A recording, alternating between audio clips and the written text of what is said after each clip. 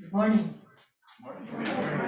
My name is Linda Gill, and I'm a member of the Board of Trustees of this congregation, beginning this month. Welcome to you all. The Unitarian Universalist Fellowship of Elkhart is a welcoming community encouraging religious freedom, nurturing individual, spiritual, and ethical growth, celebrating diversity, and promoting a just and sustainable world. If you would like to learn more about this fellowship, please look at our website at UUFE.org. Join us after the service for our virtual coffee hour. We ask you now at this time to turn off your cell phones. And if you are hearing impaired, you can request assistance at this time. Thank you. And I have a binder down.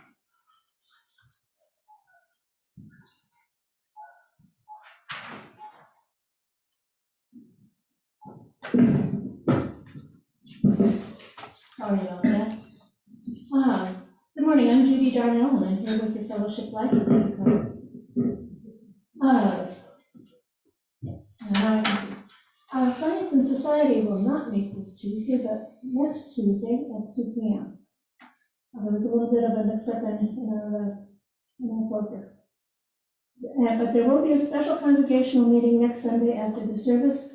We will discuss and authorize funding for the rehabilitation of our big parking lot. And if you haven't participated in the second round of our small group meetings, please contact the board facilitator soon so that we can learn the results of these meetings. The pledge drive has wound up. We managed to get 95% of our goal in pledges. If you would like to make or add to your pledge, contact William Becker to learn more. And April 15th, that's tax day also, that is also the deadline for the committee chairs to submit their annual reports to the President, Carl Rest, so that they can be compiled for the annual meeting. And be sure to sign up and mark April 30th on your calendars at 9 a.m. for the County Road 9 cleanup. Steve Kripe, who is facilitating this, has promised warm, sunny weather and would like a dozen people to pitch in. After all, many hands make life work and more fun, and I'll bring a big pan of brownies to share afterwards. And just in case, Steve has earmarked May 7th as a rain date. That's confidence for you. But it is springtime. Last week's offering of $52 will be shared with the NAACP of Elkhart County's Program Grant Fund. This week's offering will go to UUFE Sustainability Fund, which maintains and repairs our building and grounds. And you will find collection bowls on Ivy Island for this. And since this is the first Sunday of the month and our first time in a long time, our cleaning crew will be here this week. So if everyone would pitch in at the end of the service to collect hymnals and stack chairs against the wall, the cleaning crew will be able to vacuum. Thank you so much. Good morning, everybody, and people on Zoom. Thank you for bearing with us as we try to work out to make the experience nice for people here in person and try to make it as nice as we can for people at home. Still struggling a little bit with the technology. Happy to see you. I'm glad we're here. We've got an interesting service for you today, so I think we'll just go ahead and I had it over there, but it doesn't look so much like I'm picking up and reading. If I can just stand here. We ring the gong 3 times.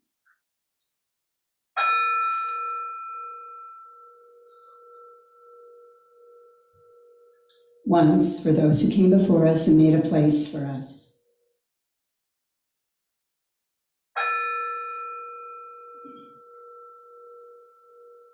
Once for those of us who are here in person right now.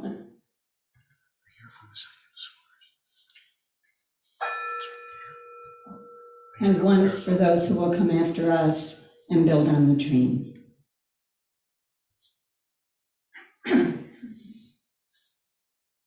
Today's chalice lighting is from Leviticus.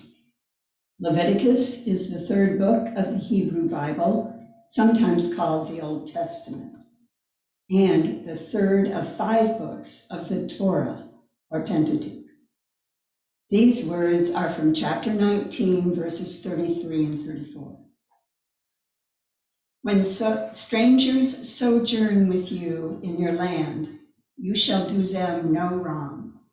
The strangers who sojourn with you shall be to you as natives among you, and you love them as yourself, for you were strangers in the land of Egypt.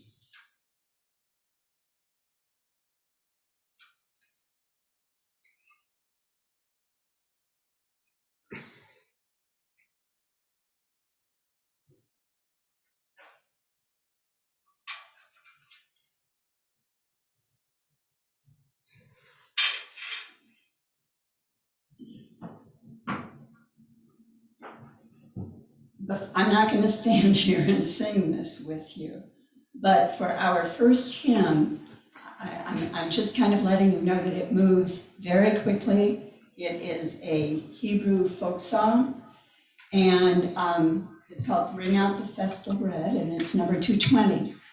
And so I'm going to kind of show you how it's going to work when Lizzie plays it.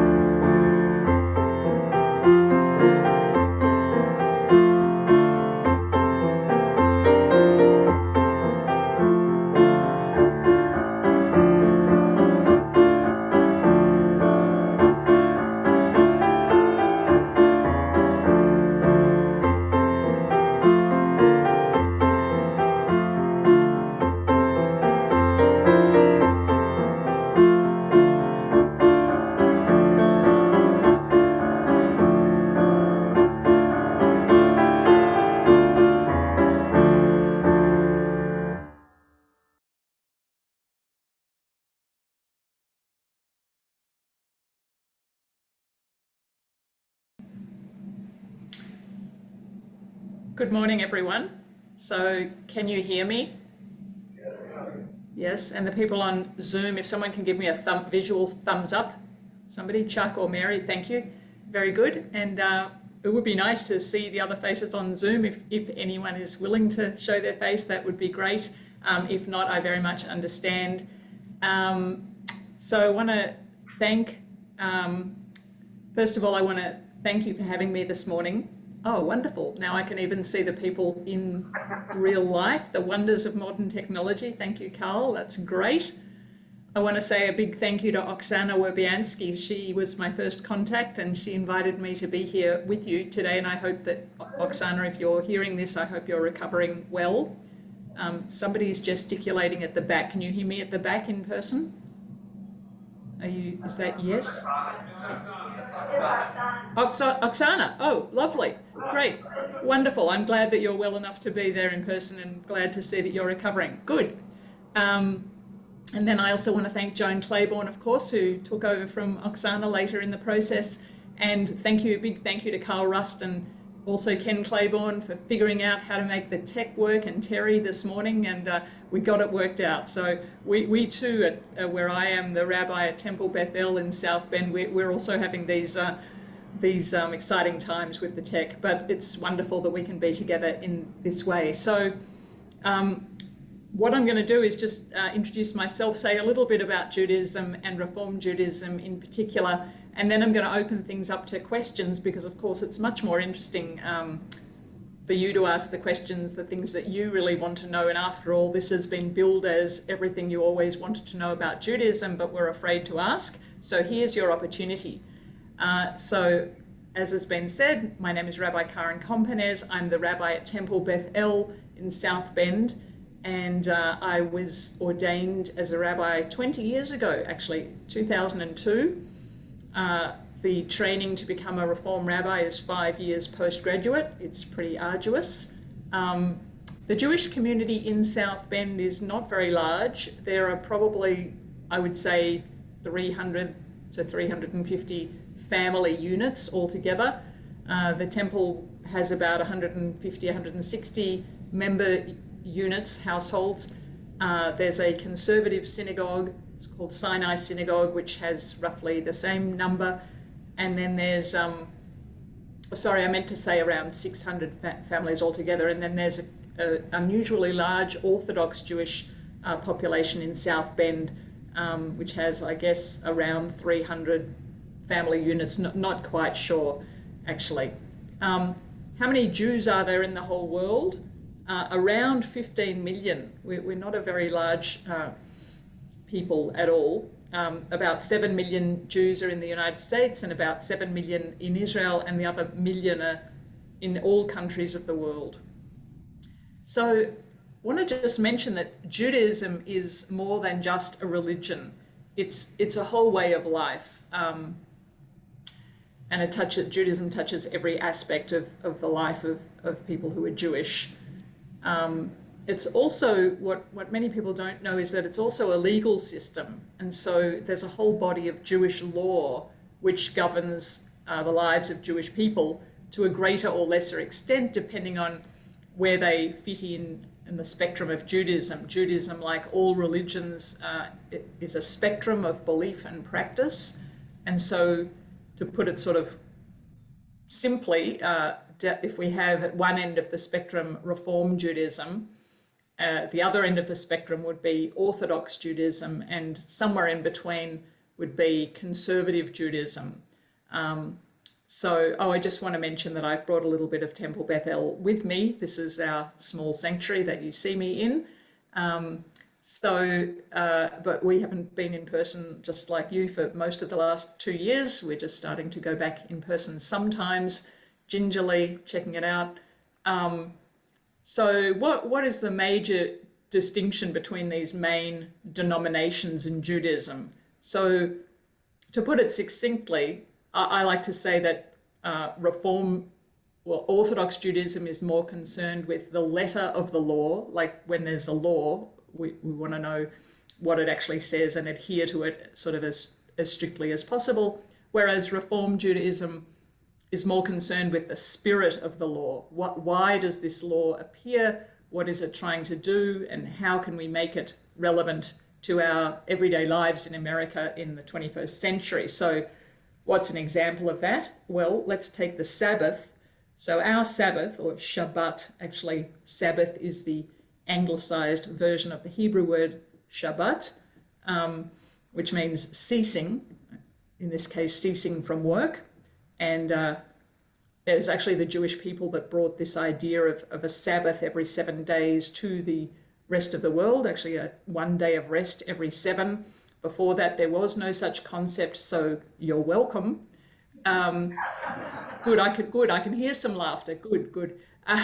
I like it when it's interactive. And Chuck, I can see you sort of sardonically smiling. So good. Good, very good. And I'm not picking on you, Chuck. It's just that I can only see you and Mary and whoever is with Mary. So I don't know how the other people on Zoom are reacting, but I hope they're still awake as well. So the Sabbath, it says you shouldn't do any work on the Sabbath. It says that in the Torah being the 5 books of Moses. Some call the Old Testament. We don't call it the Old Testament because we don't have any need for any other testament. So what does it mean you shouldn't do any work? Well, So the rabbis, and when I say the rabbis, I mean the rabbis of old, decided that work would mean any activity that was done in the building of the original temple, the first and the second temples that stood in Jerusalem. So there's 39 categories of work that those are prohibited on the Sabbath.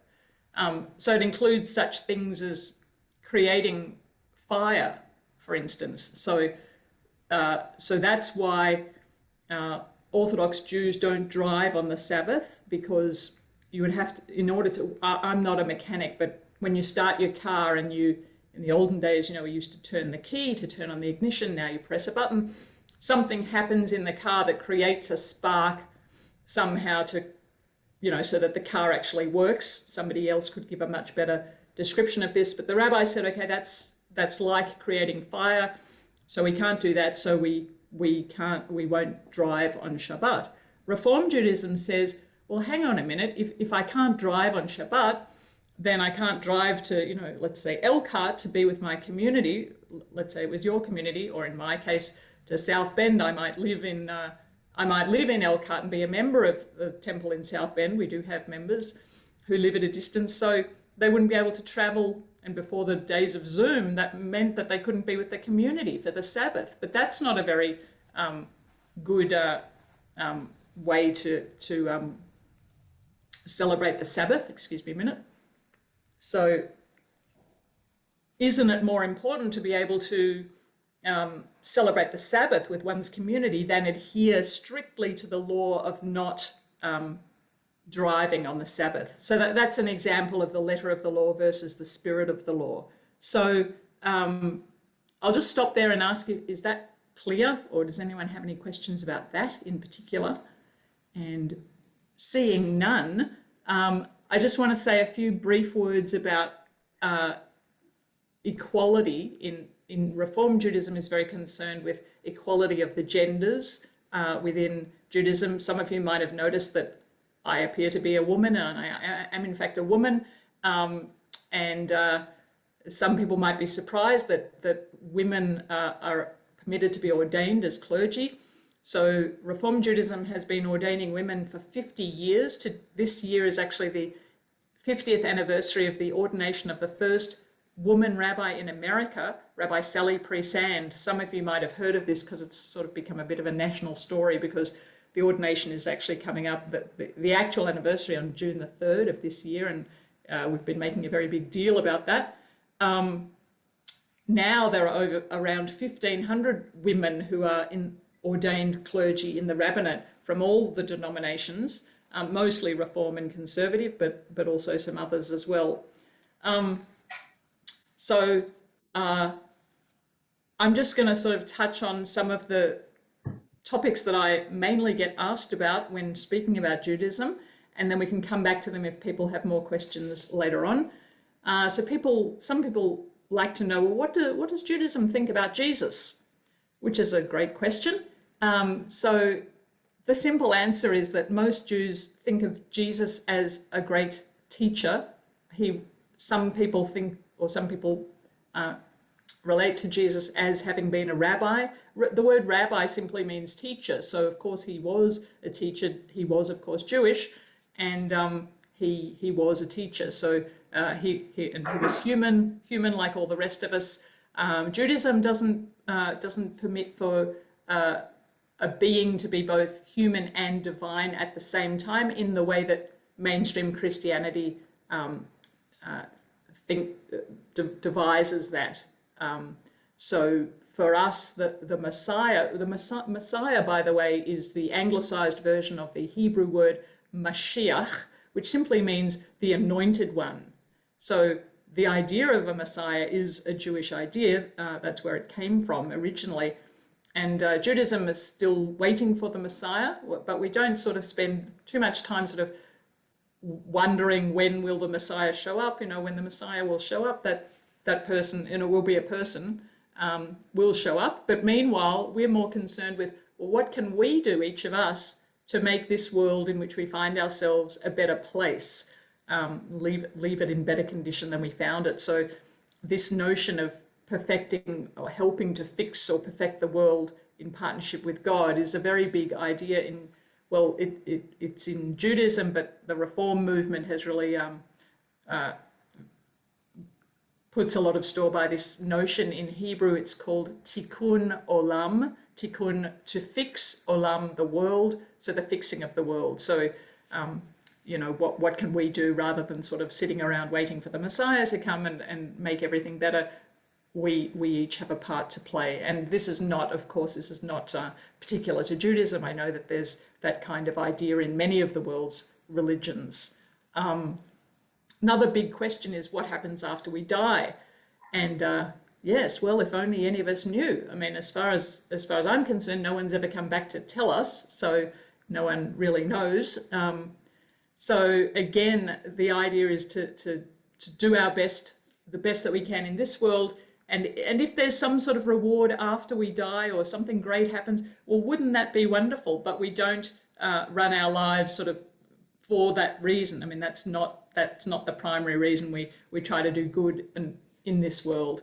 The ideas of heaven and hell are rooted in the Jewish Bible, the world to come, and Gehenom, translated as hell, or the Valley of the Shadows, which was and is actually a geographical place, but has come to mean, you know, hell, and where most of us, I think, don't want to end up if there are such places after we die. But again, just to sort of reiterate that we don't sort of spend a lot of time sort of busying ourselves concerning ourselves with what happens after we die, as we don't and can't ever really know. So I'm sort of mindful of the time, and I'm actually not sure how much more time we have, but I think at this point I will open it up to questions, and maybe Carl or Joan or somebody, if you could sort of keep an eye on the time and let me know when it will be the last question. So either people on Zoom or people in the actual physical space, if anyone has a question, please. Oh yes, Mary, please unmute.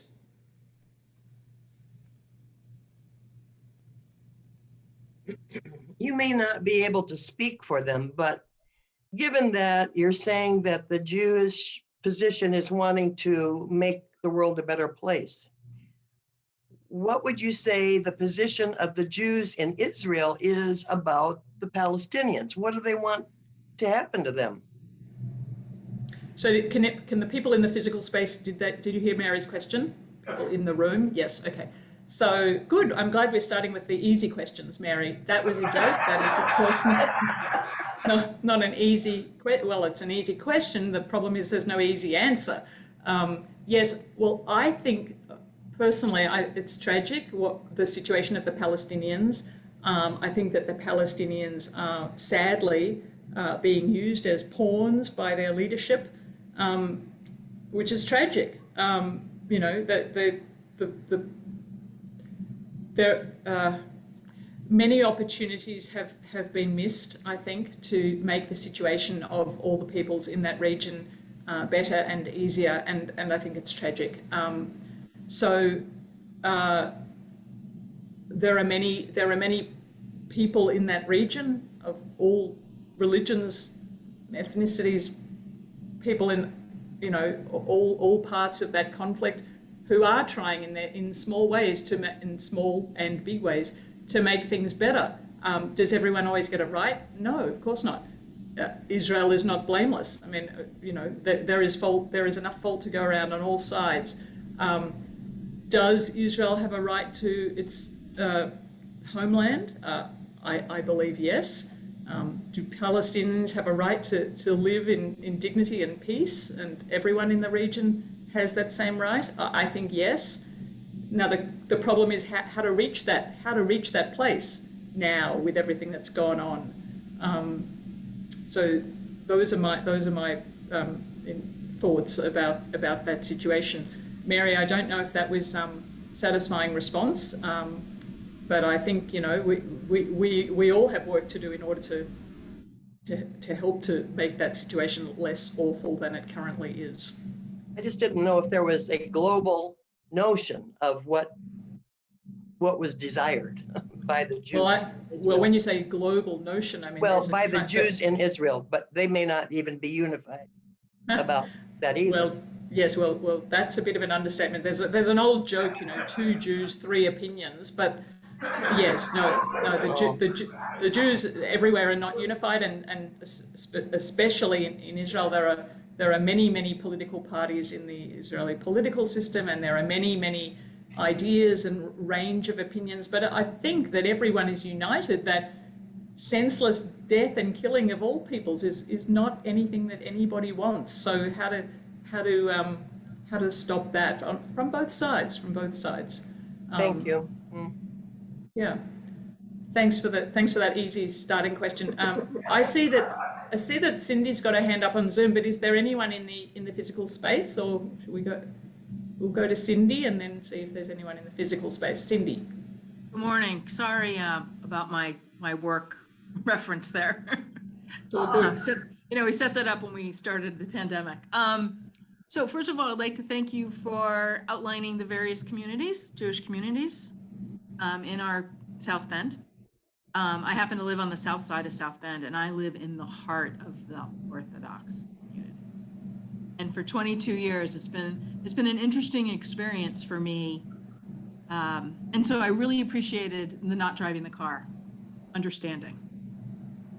And to see, as I do every Saturday, with the women still walking behind the groups of men to go to the synagogue, and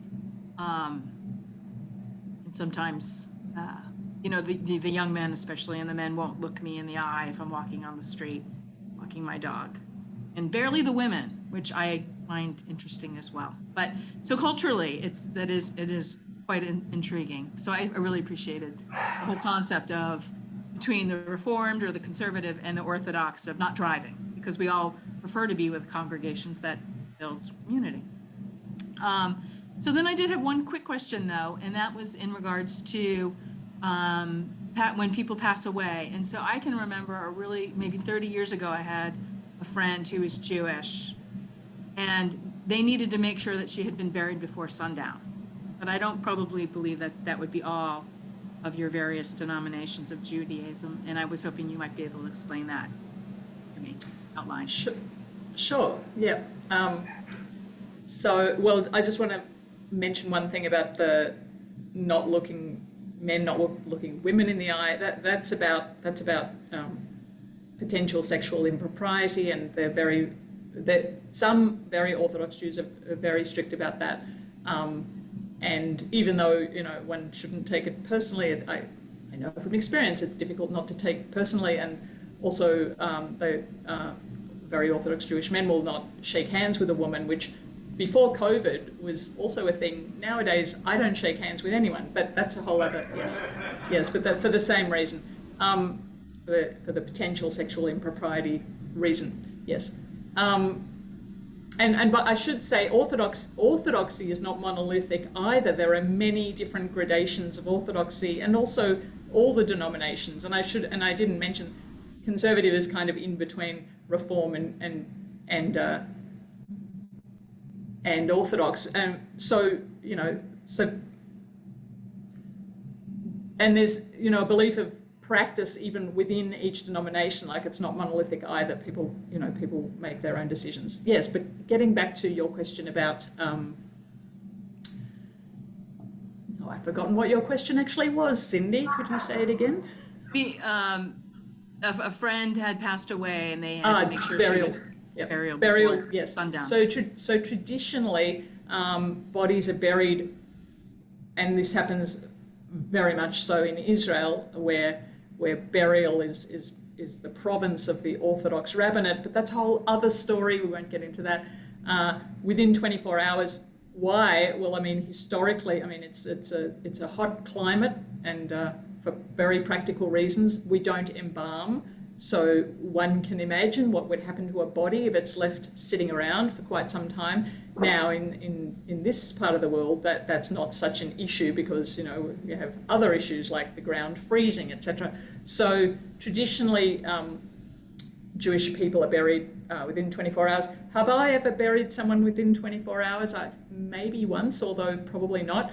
for me, and Reform Judaism, and here this is another example of it being relevant for the people involved, which is not to say that it's not relevant for Orthodox burial. It is equally, but I think it's important for family members in the days before COVID, if people were traveling for a funeral, to have the time to get there and gather as a family. And so usually I do funerals 2-3 days after the death. Also, that we've been affected, of course, by the surrounding dominant culture, Christianity, where that's much more the norm.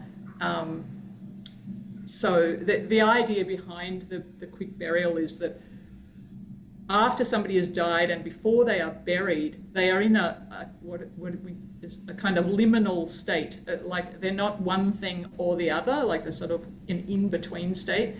And Judaism doesn't like things that are in an in-between state, and that's from an Orthodox Jewish perspective and what the rabbis or the laws, the Orthodox laws. So to keep that time to a minimum, and also then we could get into a whole discussion about what happens to the soul, if there is a soul, what happens to it after death, and that tradition is also bound up with that of not having the soul being sort of in purgatory in a liminal state, but rather to bury it as quickly as possible. There are also psychological reasons, and here this is not any kind of commentary on what other religious traditions choose to do, but psychologically, I think it's helpful to not be also for the mourners to be in this kind of liminal state. Technically, in Judaism, one isn't a mourner until the burial. So one relates to a mourner differently from how one relates to somebody who's not yet a mourner. So there's all these other psychological reasons. And then there are periods of mourning in Judaism. There's the first 7-day period, the first 30-day period, and then the 11-month and anniversary of the death period. And I could go into more detail about that, but unless if there are some more questions, I'd rather, I hope that was helpful, Cindy, and yeah, great. And I love your shameless plug for Barnes and Thornburg. Carl, please. Hi, it's Ken. How are you? Carl, I don't think we can hear you, but Ken. Yes, Ken. Yep. So I have a question. With the different range of perspectives from the different sects or pieces of the Jewish faith, are there gradations of different belief systems as far as what happens to you before you're born, what happens to you after you die? Is there a hell? Is there a heaven? And do different sects or different parts of the Jewish faith look at these questions differently? Yes. Next question. No, I'm sorry, Ken. Ken, you know that was a joke. So of course there's a great deal of, as you say, gradation amongst people. All Jews, if you ask them about their beliefs, you'll get very different answers. I just want to say, though, a blanket comment that we're not so concerned about what people believe, because we can never really, you can never really know what somebody believes. I mean, you can ask them and you know what they tell you, right? But if you think about it, you never really know what somebody else believes. I mean, it's, I think, sometimes hard enough to know what we ourselves believe, let alone what somebody else believes. So, and that's another reason why we're much more concerned with how people behave, what they do, because we can see that, right? We can see what people do, and that's getting back to this idea of fixing the world. But yes, Ken. I mean, before we're born, I'm not quite sure what beliefs people would have about before we're born. I'm guessing you're asking a question about conception and when do people become people, and that's a whole. I'm guessing that's what you're getting at. Yes, yeah. There would be a gradation of beliefs. Orthodox, if you ask, I guess, mainstream Orthodox people, they would, I guess, probably think that we do live on somehow after we die. Some might think that there would be a bodily resurrection, like in the book of Ezekiel, where we're told that when the Messiah comes, there will be a bodily resurrection. So there are people who would believe that. Most Reformed Jews, I think, would believe that we live on, how do we live on after we die? Through memory and people's memories of us. And that's why we're very meticulous about remembering our dead. And every week at our services, we mention the people, the anniversaries of whose deaths it is that week, because we think it's very important to remember the people who've come before us. So that was kind of a fleshing out of my original answer, which is yes. So I hope that was helpful, Ken, and I didn't mean to be flippant. But does that answer the question? Yeah, it does. And you weren't flippant. That was fine. Okay. One quick question. Beyond the belief system that the Jewish folks have for the afterlife, how do they feel about things such as what's happening now with global climate change, all of the different problems going on in the world, and their ability to affect change? Yeah, great question. I mean, I think this comes back to our notion of tikkun olam, fixing the world, and there are many Jewish groups that are very concerned about climate change. I mean, I think everybody is concerned about climate change. Well, I guess except for the people who don't think there is such a thing as climate change, but that's another topic. Yes. So, I think anybody who's alive is sort of experiencing it in real time. And so, yes, Jews, along with everybody else, are extremely concerned about it. And like I said, many groups and many congregations doing things within their congregations, if they're building or remodeling, trying to do it in a more green way, in a more energy conscious way, trying to leave a smaller footprint, trying to do whatever people can to do our part to mitigate against climate change, which it is a thing we all have to do together. So that's, and this comes back to Mary's question about the Middle East. I mean, in the Middle East, water is a huge issue. I mean, it always has been, and sharing water even between the Palestinians, the Israelis, all the people in that area, that's a very big area where I believe there is cooperation. I mean, there has to be, because it's literally life and death. I mean, many things are literally life and death, but all these things are bound up together. We are all responsible for the fate of each other, religion notwithstanding, right? And the sooner that more of us can come to that realization, I think the better. Probably have time for maybe one more question.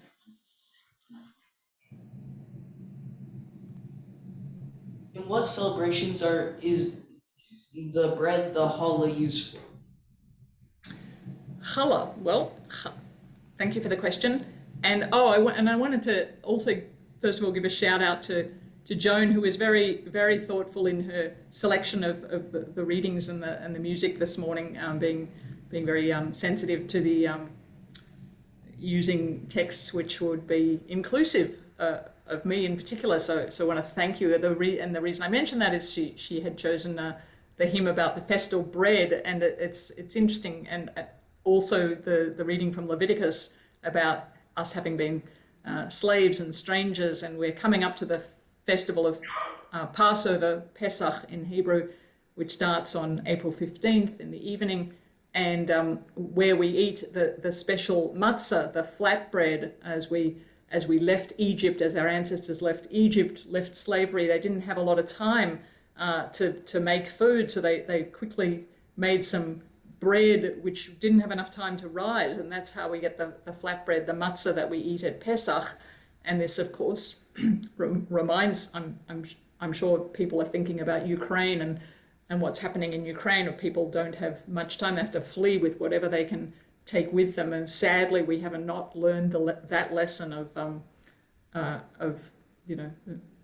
harming one another. Like, if we could all just not harm one another, that would be great. And Mary, that comes back to your question as well. But getting back to the bread of challah, so on the Sabbath we eat a special bread. It doesn't actually, so traditionally it's called challah, which that has to do with the sacrifices which are outlined in the Torah, which we don't bring anymore because we can't bring sacrifices anymore because they were brought to the temple in Jerusalem. The temple in Jerusalem, neither one of them, the first one or the second one, are still standing, so we actually can't bring sacrifices. So what has come to replace sacrifices is prayer. We bring the sacrifices or the offerings of our hearts. And the challah was actually it was related to the sacrifices. I won't get into all the details, but now we call the whole bread the challah, and it's sweet and braided and sometimes has raisins in it, or there's all different kinds of challah, but we eat it on the Sabbath, which for us begins on Friday evening and goes to Saturday evening. And but you don't have to have challah, you just have to have some sort of bread. And if you don't have bread, you can do it with some sort of cracker. And if you don't even have that, you can do it over any food you like. But it's basically a way to take the bread and to elevate it so that we're making that ritual, making that more beautiful and more special to enhance our experience of the Shabbat, the Sabbath, which is a sort of a complicated answer. I could have just said challah is the bread that we eat on the Sabbath.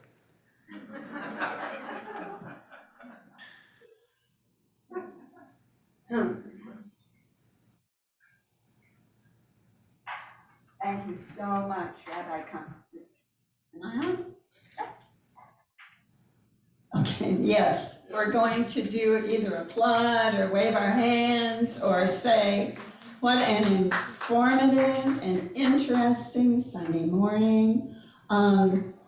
Since your Sabbath is a different day, any Sunday you'd like to join us, we'd love to have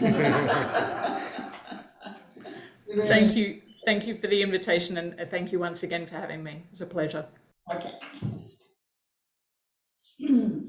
Our last hymn is music from Rabbi Nachman of Wrocław. It's number 219.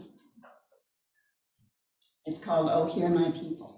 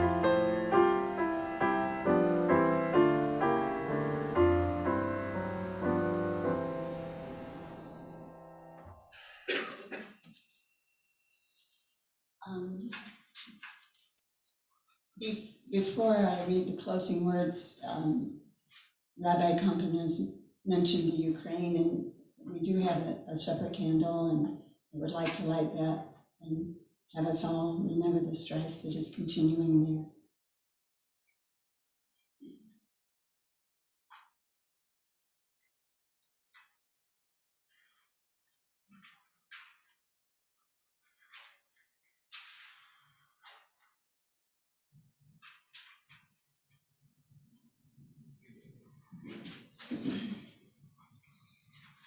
Our closing words today are by Deborah Hafner.